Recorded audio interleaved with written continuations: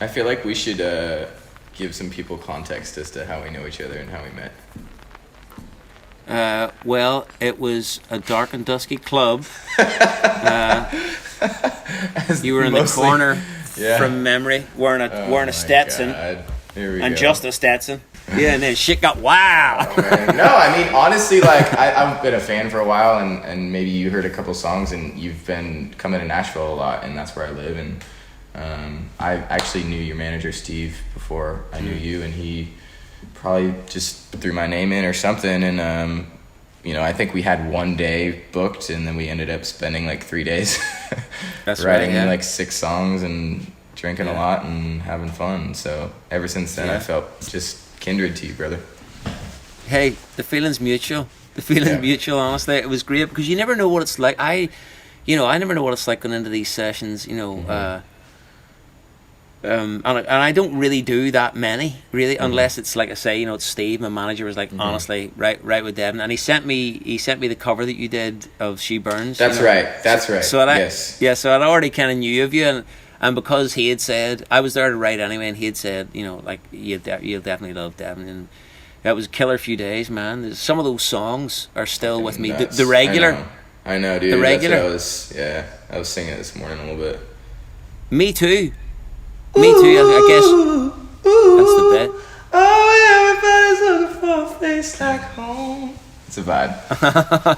I know. That's the bit. That's interestingly the bit that I sing on repeat anytime that song comes in my head.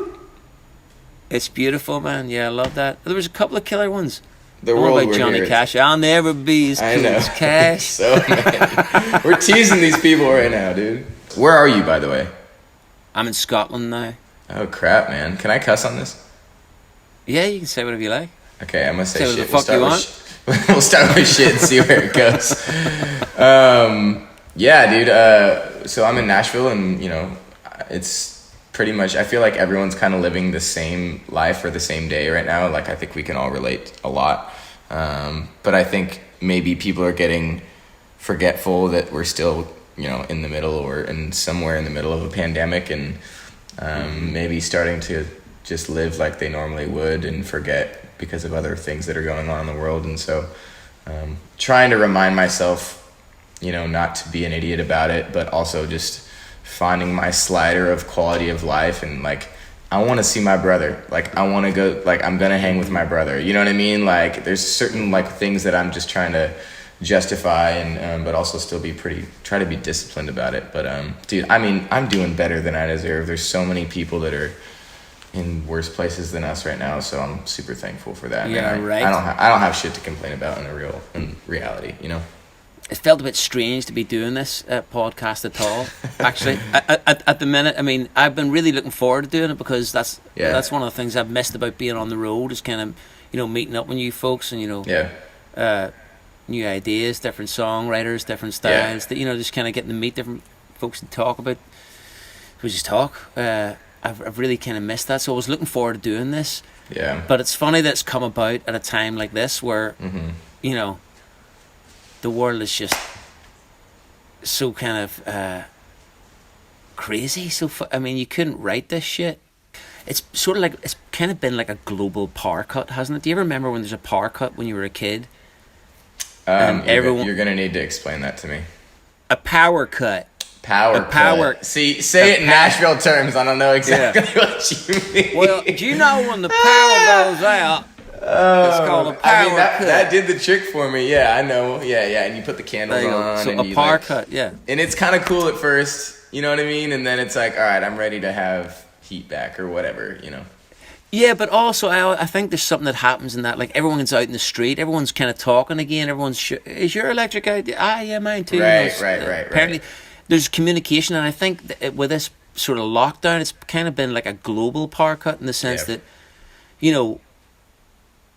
like for instance, would the world be as aware of George Floyd or Breonna Taylor or a Elijah McClain, or you know, if it wasn't for us all being locked down and seeing this, and you know, or even just the emotions that are running higher now, you know, with, you know, everything that's good and bad is heightened, you know what I mean? And so that's what I mean. You know, how would we have reacted if we weren't, like you said, just able to focus on it, I guess, if we were just kind of living our everyday life. In some way, it's kind of like even the playing field. Like, everyone is a human. Everyone's going through this quarantine thing. But hopefully it's allowed us to step back and, like, get some clarity on ourselves and what we need to fix and whatever. You know what I mean? Reassess and reemerge, right? You know, hell yeah. Absolutely. The weird thing about this podcast is really that it's pinned on food. It makes sense to be pinned around music, but it's the vinyl supper. I don't know. It's kind of like Anderson East described it as like death row suppers. You know, like your death row meal. Yeah, your last meal. Yeah, but this one in the vinyl supper, you get to have a meal, but you get to listen to a record as well. Put a record on too, yeah. Yeah, and that's the idea. Are you Are you a foodie? Like, do you like your food? I am a huge foodie. I actually, oh, good. Before I moved to Nashville to like really dive into writing songs, I went to Culinary school for a couple semesters, and like, I'd always cooked with my grandma growing up and stuff, and I just love food. There's something super similar with writing songs and cooking. You're creating something to make somebody happy, hopefully, or feel something, right? Sharing it with them. What do you think? Do you like it? Whatever. Maybe we mix a little bit of this in next time. There's a lot of similarities there, but I realized for me very quickly that it was more of like a hobby for me than like my calling. Like, I'm put here to write music and write words and sing and impose my will and share my side with everyone. And so I realized it helped me realize that there's nothing else I was gonna do rather than that. One day I would love to open up a restaurant. I still cook every night, especially during quarantine. I love it, but it wasn't my like live and breathe, wake up, go to bed thing, you know.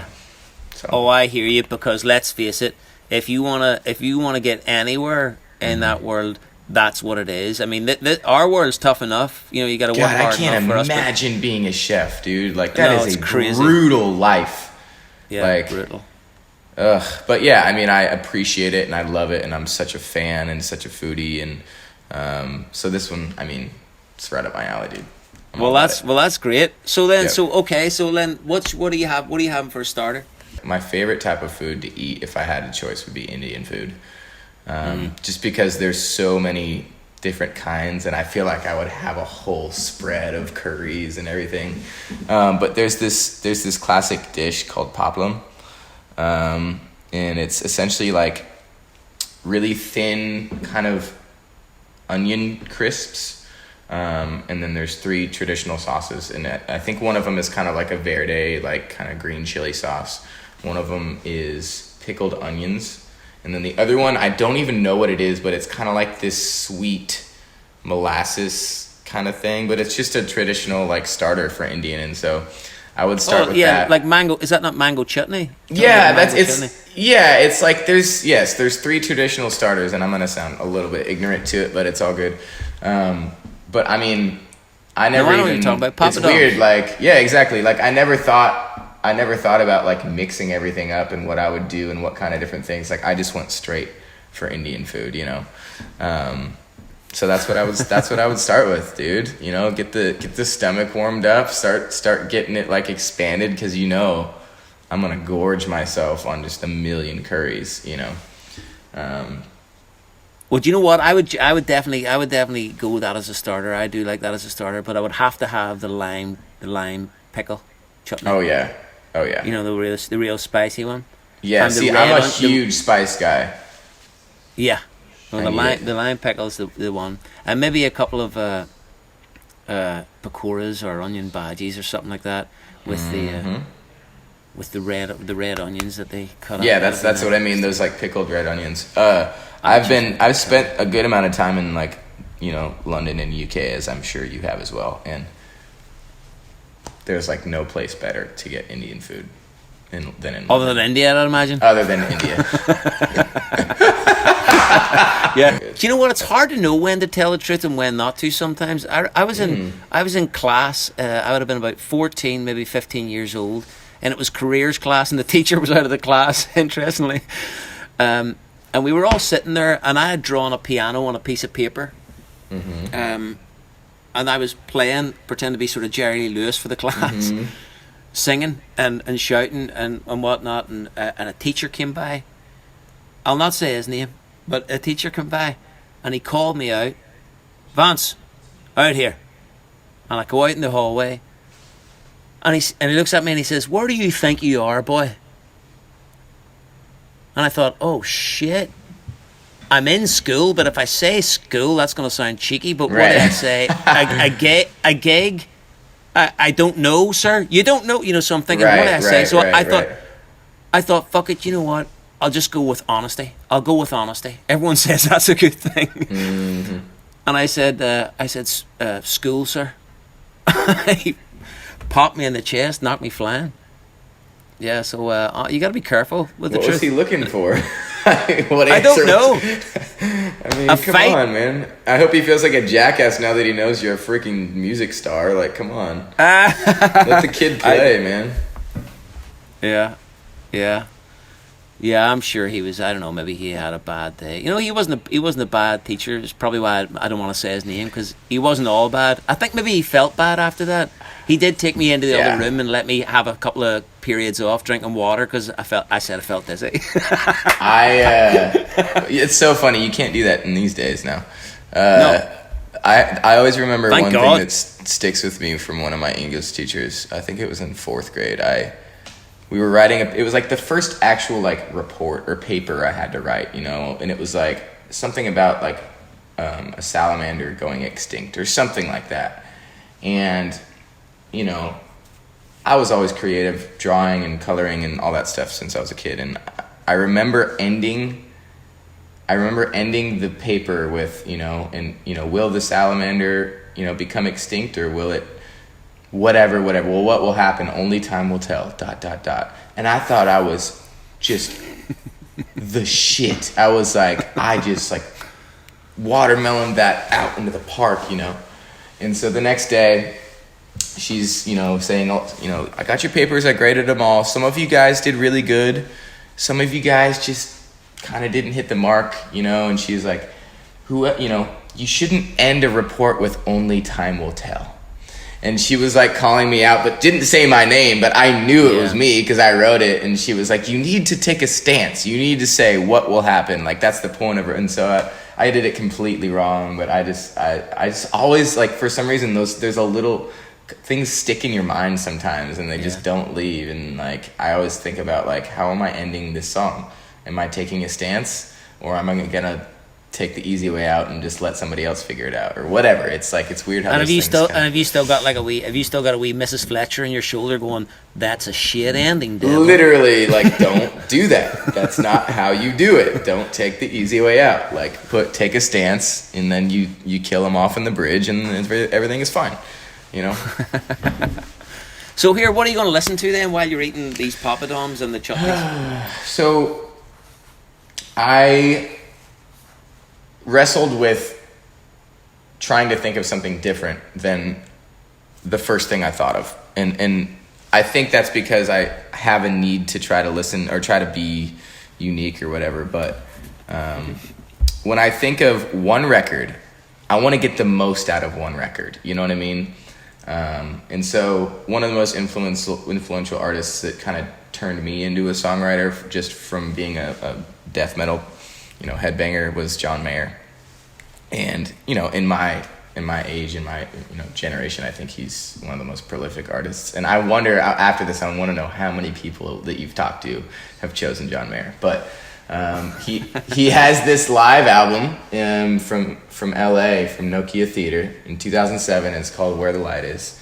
And I remember, driving around with my first girlfriend, smoking weed for the first time, drinking, all these, my first heartbreak, all these certain things, all these memories to that album. And obviously I still listen to that album. As a band, when we were in a van before we got a bus and started taking planes and stuff, we would do this thing that if it was a weekend run or if it was a 5-day run, the second that we turned back home, we would turn that album on and just play it from beginning to end. It was the sign of we just crushed that weekend, and it might be a 12-hour drive back, but you know, you're probably going to be asleep by the time the 10th song hits, but like it is the sign of coming home, you know. And I think when I think of trying to get the most, this is the last album, this is the last playthrough I'm going to listen to, you know, before I die. Like, the cool thing about it is that it's a very long album. It's like, you know, 3 CDs or whatever it is. So I'm going to get the most bang for my buck. You know, I'm going to drag out that process. And he starts with an acoustic set, and then he goes into a trio kind of blues set, and then he finishes full band with a lot of his hits from Continuum at the time. And so you get a little bit of everything, and you get, sometimes you're like, what album do I want to listen to? Do I want to listen to groove? Do I want to listen to melody? Do I want to listen to lyrics? Do I want to listen to performance? And to me, that album has everything. You know, you have the acoustic lyrics, you have the groove of the blues and the full band, then you have the melodies, and you have that. It's literally a live performance set in stone, and that's the only time it ever could have. And there's just something, it just kind of checks all the boxes for me. And I've listened to that album so many times. That's the one, man. I couldn't not choose that one, you know. Yeah, and I love Continuum, and Room for Squares, I think, was the first one I ever heard years ago. And similarly, I bought my first house when I heard that record. And so John's an incredible musician. You know, man. I mean, you think like about, you say, he's kind of got the whole package, right? Yeah, he does it all himself too, which is even crazier to me. It's like, I think a lot of us, especially in Nashville, we do a lot of co-writing. You know, I'm a very big lyric guy. Melodies, I have to make sure I'm thinking about them. They don't necessarily come to me super naturally sometimes. You know, sometimes they do, but it's just interesting to think about doing all of this by yourself. You know, production, performance, lyrics, melody, ideas, whatever, like thinking about something different that, you know, nobody's heard before, but everyone can relate to. And he's just a beast, man. He's just a freaking beast. Well, there you go. You know what? You just picked a beast of a record, but the thing is, you actually get to listen to a song per course. What we can do, you can have like an album per course if you like, because it's, you know, we're on death row, man. The world's about to end. We're about to get hit by an asteroid here, and we're going to eat what we want and listen to what we want. So, well, what are you eating with the second disc then? It's funny. Of course I would do this. Like, instead of choosing one different thing for each thing, I chose an overarching, you know, for each one, and then dive into it. I like to do this thing. Obviously the stereotypical American white guy is going to choose chicken tikka masala, which I think is amazing. But what I do it differently. I like to get chicken tikka, which is essentially just grilled chicken without the sauce, but they grill it, they put it in like a yogurt marinade, and they, you know, put all the spices on it, and then they grill it with like onions and peppers, almost like Indian fajita style, with like some lemon on there, and then they top it with like cilantro. It's almost like a fajita, like, but with Indian spices. And then I get the masala sauce on the side so that I can divvy my own level of sauce. You know what I mean? Like, I want to be able to have the plain chicken if I want, and then I want to be able to dip it if I want. I want to be able to have the naan and all that, you know. So that's my like very specific, picky main course. I'm gonna choose something different for dessert instead of Indian food. So I'm gonna think on that. Well, you know what? I'll definitely stay Indian with you for the main, because there is something about it. You know, food is about the communal experience, really, isn't it? You know. And food like tapas is another one. You know, but Spanish. Indian dishes, when it comes out, you know, just dishes where there's lots of stuff to kind of choose from, and there's a little bit of stretch and, you know, stretch or starve going on at the table. It's weird, the things that you justify spending money on, right? Sorry if my dogs are barking, but it's like, to me, I could spend thousands and thousands of dollars on a meal and experience this with people, you know. Like, to me, that's always going to be worth it. And so, like, that's why I love, like, kind of Indian food. It's like, let's all bring it out together, like you said, and just kind of dive in and talk and share and try new things and make it really spicy and start crying. Yeah, but if you're just paying thousands and thousands for your Indian takeaway, you're going to the wrong place. I know. Yeah, maybe that wasn't right, but the shitty one probably tastes better anyways. I want to go all out, and I don't want you to have to do anything. Like, get out of the kitchen. You can't help me. Like, I'm very controlling. Like, I want to do this for you. Like, I want to do this for you, and I want you to experience it and sit down and be served. You know what I mean? Because it's just, there's something about that process that I love. Although it sounds a bit like you're bullying them to sit down. Sit down, I'm going to serve you, goddammit. Literally. I mean, honestly, like, I'm not going to lie. Like, I'm very controlling in the kitchen. Like, hey, can I help you? Can I peel these potatoes? Like, if I let you peel these potatoes, there's going to be something that I would have done differently, and I'm going to be like, oh, you messed it up or whatever. So I just want you to go enjoy. Here's a drink. Here's a margarita. Here's a glass of scotch. Here's a beer, whatever. You go drink. You talk with your friends. I might throw an appetizer out here, and then just let me do my thing. I know everything has to be timed perfect. I'm very, like, OCD in the kitchen, and, like, I'm just, that's the way it is. So if you want to come enjoy some food, then get served. You know what I'm saying? No, man, I felt like we met eyes on that with regards to songwriting. You know, it's I noticed that we both sort of woke up anytime a song revealed itself and it was obvious. Okay, tuk tuk tuk tuk. There's the next stage. That lyric has unlocked everything. It felt like we were. It's a similar sort of control, isn't it? Like writing a song and cooking a meal. Yeah, it's the same kind of thing. It's like sometimes you start with the verse in the very first line. Sometimes you start with the bridge. Sometimes it's the chorus, whatever. You don't know. But at the end, it all kind of times out together, and then you play it all. Like, to me, like, the most important thing about cooking and serving somebody is the timing of everything coming out at the same time. And it's the hardest part. Because you don't want, like, especially in breakfast, you cook your eggs last. You don't want your eggs to be cold and spongy by the time the toast and the bacon, whatever. You know what I mean? Yeah, only it's assholes eat cold eggs. That's what I'm saying. Well, all these country artists in Nashville open these bars on Broadway. Like, you got Dierks Bentley and Jason Aldean and Blake Shelton and Luke Bryan and Alan Jackson and George Jones. All these people have bars down on Broadway. I want a breakfast place on Broadway so that when you're hungover from all these bars you went to last night, you come see me in the morning or late night or whatever, and I'll fix your problems for you. You know what I'm saying? Bloody Marys?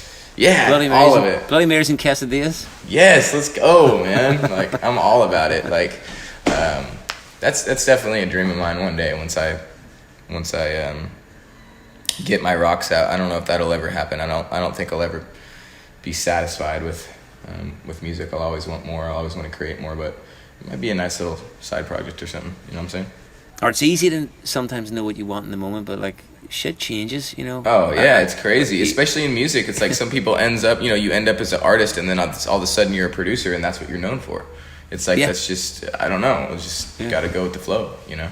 I never expected to co-write with anybody ever. I only started co-writing in my 40s or whatever it was. No, late 30s, you know?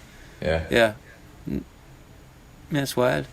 Yeah, that's the hard thing when you're writing for other people and you're like, I don't know, man, and they're like, I like it, and you're like, okay. Yeah, and also you gotta allow. I find that you gotta allow for things to go whatever direction where they want.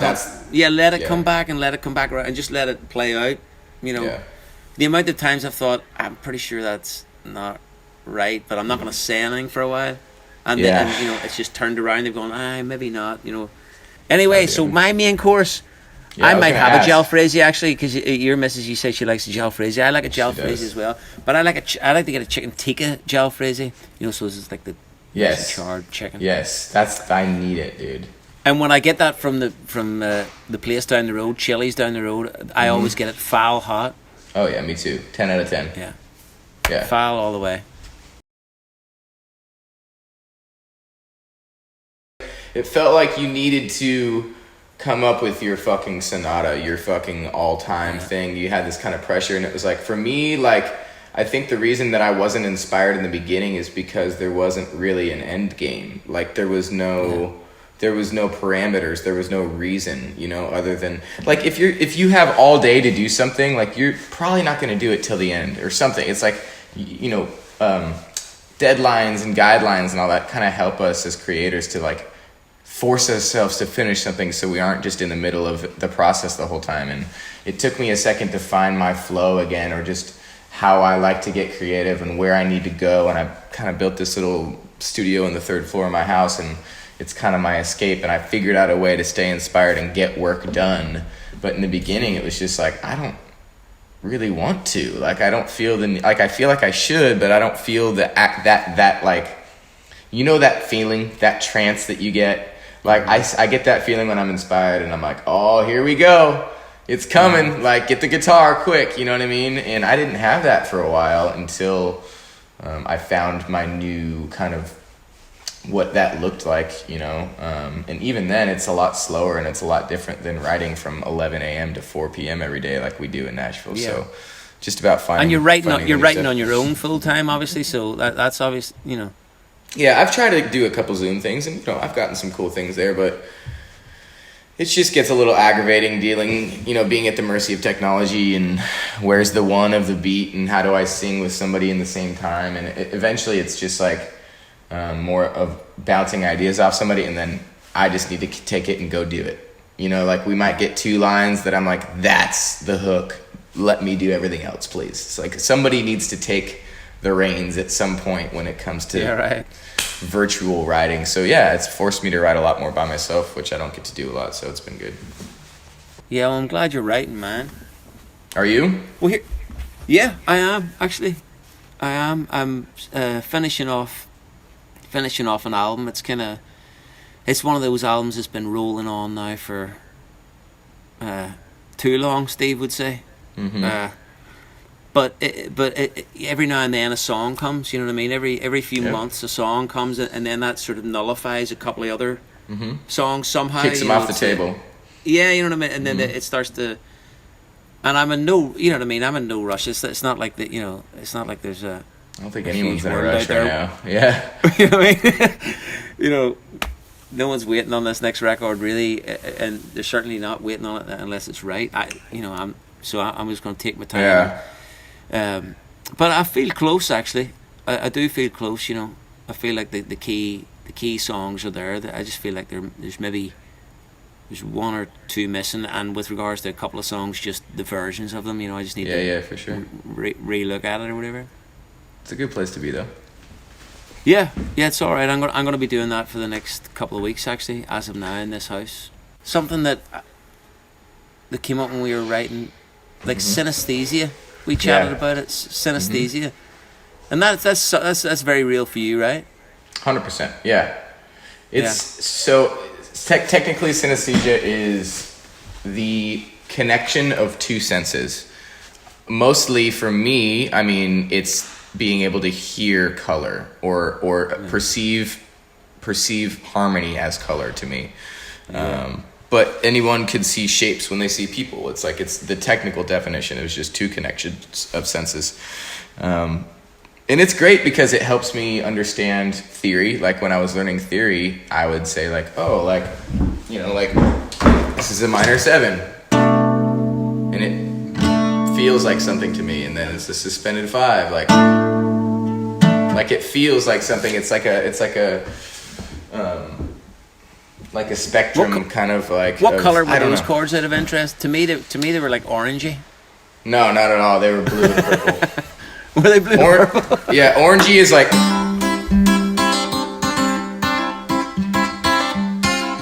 Like, orangey is more happy and green. Like, that blue sounds and orange.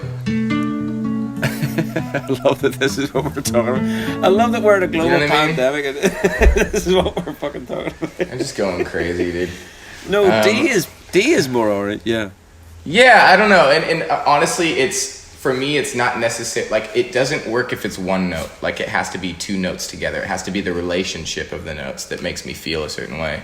Like, if it was just a 1 bass note, it probably wouldn't do anything. It's like, the best way I can describe it for music people out there is, you know, when you're tuning and you use a tuner, and, you know, the farther away from the note, it's going quicker, and then when you get closer to the note, it kind of slows down and gets like that. That's what it is. It's almost like a spectrum of like 2 colors or 1 color or 2 versions of 1 color. I don't know. It's really hard to put it into words, and I know there's other people out there with it and they understand it, and maybe it's different. It's like, is the orange I see the same orange you see? I don't know. But what it does is it helps me match emotions to words, and it helps me know when things are right to me. But the hard part of that is, you know, when I'm co-writing and somebody else thinks something else is right and they want this chord, and I'm like, no, dog, like that is the wrong color, like it needs to be this chord, like, and I just can't hear it any other way. So if I ain't getting my way, then I'm just gonna give up on it, because I cannot do it unless it's right for me, you know. Well, this is what was cool in those sessions, man. I felt like anytime it came to a bit that was contentious, we both felt this is not right. Mm-hmm. And when the right bit came, we both felt, instantly. You know, it's always good when it flows like that, isn't it? Because there's nothing worse than going, you know, you've moved on from a bit, and you keep wanting to say, like, can we go back and check? Because this is not. We're going. Somebody said, I don't know who said it, but like, if it bothers you the day of, it's never not gonna bother you. If you're gonna walk out of the room and something is bothering you, it's never gonna be okay the next day. Like, you're not gonna be like, yeah, it's good enough. Like, no. If you get down the line and somebody cuts it or you cut it, and it's like, it's still gonna bother you. So like, speak up. It's your job as an artist or a songwriter. Like, I hear this, and to me, this isn't right. Like, it's all about decisions. So speak up about it, and, you know, figure out. Yeah, definitely. What's the Indian dessert? Like, I know I'm gonna choose something different, but I know they do like the banana pudding kind of thing. Yeah, do you know what? I've never been big on with desserts. It's kind of, I never really eat dessert if I'm at a restaurant. I would rather they go do all that. The they stuff. do that tea as well. That like the orange, like the Thai tea sort of thing. Chai, the chai tea. Yeah. Yeah, like the cardamom, cinnamon, like milky, that one. Yeah, exactly. Yeah, that's nice. I'm not a huge sweets guy either. Up until recently, I just have despised chocolate. Like, there's something about it like that just sticks around, and I don't like it. Like, if I'm gonna eat sweets, I like tart sweets, like a lemon square, or like a pineapple upside down cake, or like key lime pie is my ultimate. And that's what I'm choosing, by the way, key lime pie. Who doesn't like key lime pie? It's just insane, and so like, I'm with you on that, and I think we're super similar on the way that we like the spice and the savory, but I'm just not a huge like apple pie. I mean, that's better because it's kind of tart, but there's, you know, chocolates or like those kind of things. I mean, I'll try it, but like, I'm not a huge sweets guy, man. Like, I'm not a huge brownies guy. I'm not a huge ice cream guy. Like, I want key lime pie. Like, that's my choice. That's what I'm sticking to it. I know it's not Indian, but we're making a left turn at the end because we're allowed. Yeah, it doesn't matter. Listen, you can eat whatever you want. That's right. It's my final supper, dog. Come on. Yeah, just have at it. Have whatever you like. You know what? I would have. My mum used to make this coconut cream pie, which is pretty much. It was pretty much just like a lemon meringue in every sense. Although instead of it being lemon, it was just coconut. Coconut, yeah. Oh, that would anything coconut actually. That would go well with Indian too. At the end, you know, it kind of would cool you down. You know what I mean? And the coconut would go well with lime. You know, you could put the lime in the coconut, and you could eat them. Dude, or drink them both. It's like we've done this before, man. Do you know what? Hell yeah. Okay, so like so my main course, I was having the chicken tikka jalfrezi, foul hot, with the right end, maybe a couple of other sides that we'll not get into now. It's too late. And I would listen to Long Distance Love by Little Feat, and for dessert with the coconut pie, while you're having your key lime pie, I would listen to Harry Nilsson. Put the lime in the coconut. Let's go, dude. I could go to that. That would be a happy send off, really. Yeah, it's like, that's the thing. Do you want to be let down easy, or do you want to go into it smiling at the end? I think, at least for us, seems like that'd be a good way to go. Hell yeah, just the absurdity of the whole thing. I know, right? It's kind of like left-footed. It's like, this is what he wants for his song. This is the last song he's gonna go into the nether with. Put the lime in the coconut. Oh, I love it, man. I freaking love it, dude.